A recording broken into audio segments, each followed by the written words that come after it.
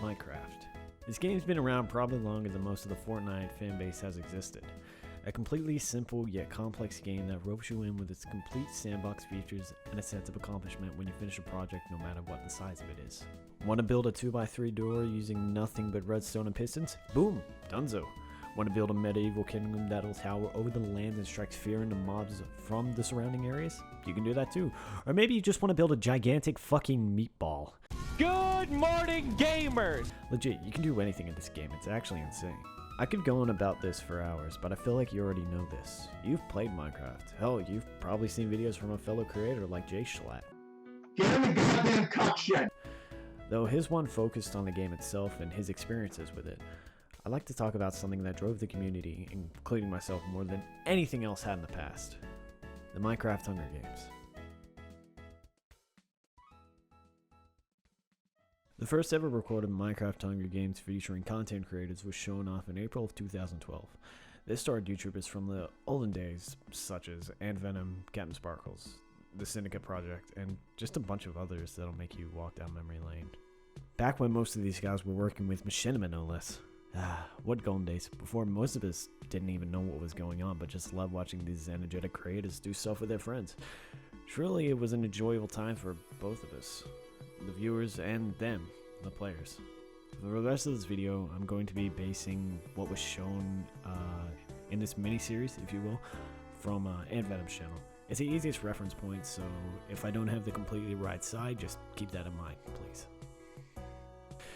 I remember being a kid who finished up school heading home to see just a flood of Hunger Games videos hit my sub box. I had no idea what any of these was at the time, but I didn't care.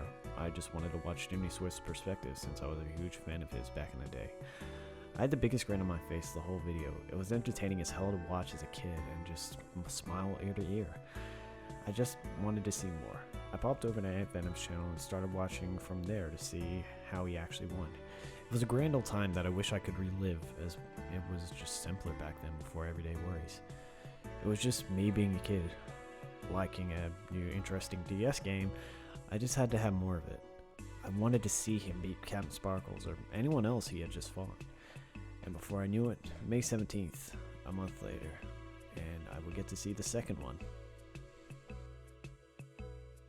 I don't know about the people watching this, but YouTube was my main source of media, as it lets kid me have a specialized experience rather than watching what's on TV.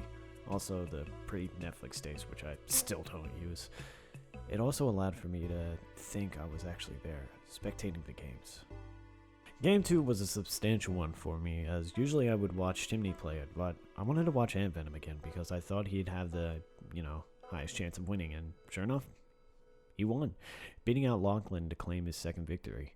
I remember this video originally, it gave me some goosebumps as I didn't think he would actually be able to succeed, but he did. Just seeing all the people I looked up to standing there left me a little bit starstruck. It felt like I was actually there. I never imagined it happening. There was a few other ones after that, but honestly I started not to care about them anymore. I saw the third video, which AntVenom won again, but honestly, it just got boring to me. I love watching it, but something just made me go, I'm getting bored of this. And it just made me go watch other stuff instead.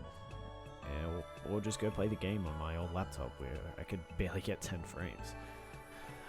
By this point, I got really burnt out of Hunger Games content, but it had become bigger than it was, and it was still at its peak when, it comes to audiences from these channels. This phenomenon also started blowing up channels that I never heard of, up until that point. One such channel that you probably know about is TheBajanCanadian. He found content that worked and he stuck with it.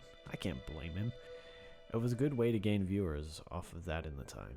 Hell, even AntVenom made videos on it after the fact. About a year later, I even made my own map of the game mode, which I ended up deleting because I wasn't happy with what I made. This content brought a lot of people success, and they're still doing stuff to this day for the most part. Either streaming, YouTube, or just doing whatever else life took them on. Over the years, Minecraft died in popularity. At that point, for most people, I would play it on occasion with friends on the Xbox 360 or play solo when I didn't have Wi-Fi, which was a lot back in 2016. For the next 5 years, when the Hunger Games craze came out, the game just kind of died because the main demographic started growing up and swapped to different games. It was also shunned because new kids started to infest the game and YouTube comment sections as well. It just started to slowly fade out, and we all just let it happen. Until recently, in which a Minecraft renaissance had been booming. I genuinely believe CallMeCarson series on Twitch SMP Live brought it back into the mainstream, alongside with its 10th anniversary, and also FinMC and another predominant figure that just brought out the most toxic side of the player base back to the oldest anarchy server in Minecraft, 2b2t, which I might discuss in a later video because of how fascinating the server is and how much time I've actually spent on it. Honestly, I'm glad Minecraft is getting the recognition it's always deserved, while also seeing content creators that I watch now start to play the game. It makes me happy. It takes me back to the times when I was 12 and I didn't want to go to school because I was, usually getting picked on no matter what, just because of the way I acted around my friends, which was normal. Minecraft was an escape for me, and seeing YouTubers play the game made little old me feel like I was actually there playing with them. It made me pretty happy in an otherwise rough time in my own life. And without the series and without the impact that it had on these content creators, I don't think I'd be doing the stuff I'd be doing now.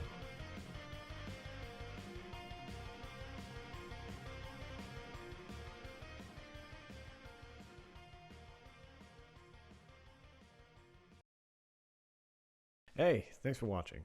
This video format is pretty new to me, so I didn't exactly know how to approach it, but I hope you guys liked it. And if you want more in the future, let me know. I might be able to do some other stuff like this later on. Follow me on Twitch. I'm getting pretty close to 100 followers, and it would, be really cool if I was able to reach it by the end of the month. I stream pretty much every day, so if you guys want to drop in and give us a follow or come say hi, I'd really appreciate it. Yeah, subscribe and share the video if you like it. I don't know, but other than that, thank you for watching.